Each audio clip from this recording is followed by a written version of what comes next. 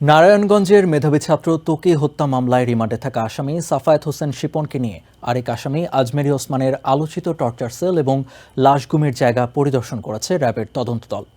ত্বকী হত্যা মামলার তদন্তে গতি পেয়েছে উল্লেখ করে তদন্ত কর্মকর্তা জানান, মামলার সম্প্রতি 5 জনকে গ্রেপ্তার করা হয়েছে।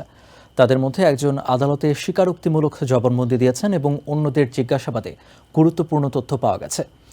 এদিকে বৈষম্য বিরোধী ছাত্র আন্দোলনের সময় শিক্ষার্থী হত্যার ঘটনায় শেখ হাসিনার বিরুদ্ধে আন্তর্জাতিক অপরাধ ট্রাইব্যুনালের চিফ প্রসিকিউটর কার্যালয়ে আরও একটি অভিযোগ করা হয়েছে।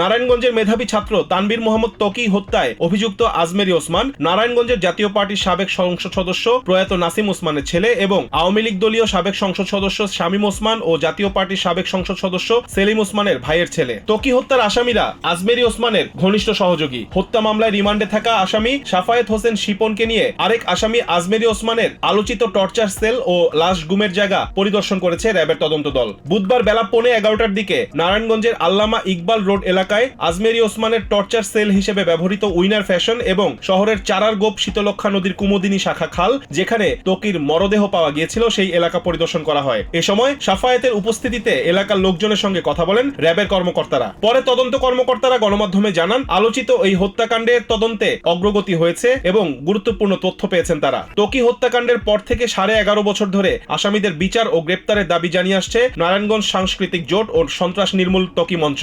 এদিকে বৈষম্য বিরোধী আন্দোলনের সময় শিক্ষার্থী হত্যার ঘটনায় ক্ষমতাচ্যুত সাবেক প্রধানমন্ত্রী শেখ হাসিনার বিরুদ্ধে আন্তর্জাতিক অপরাধ ট্রাইব্যুনালের চিফ প্রসিকিউটর কার্যালয়ে আরও একটি অভিযোগ করা হয়েছে। এই নিয়ে শেখ হাসিনার বিরুদ্ধে ট্রাইব্যুনালের তদন্ত সংস্থায় 13টি ও চিফ প্রসিকিউটরের কার্যালয়ে 10টি অভিযোগ করা হয়েছে। বুধবার অভিযোগটি করেন গত 18 জুলাই নিহত কলেজ শিক্ষার্থী শেখ ফাহমিন জাফরের মা কাজী লুলুল মাখমিন। এই অভিযোগে শেখ হাসিনা ছাড়াও সাবেক মন্ত্রী ওবায়দুল কাদের, আসাদুজ্জামান খান কামাল ও আনিসুল হক সহ 35 জনের নাম উল্লেখ করা হয়েছে।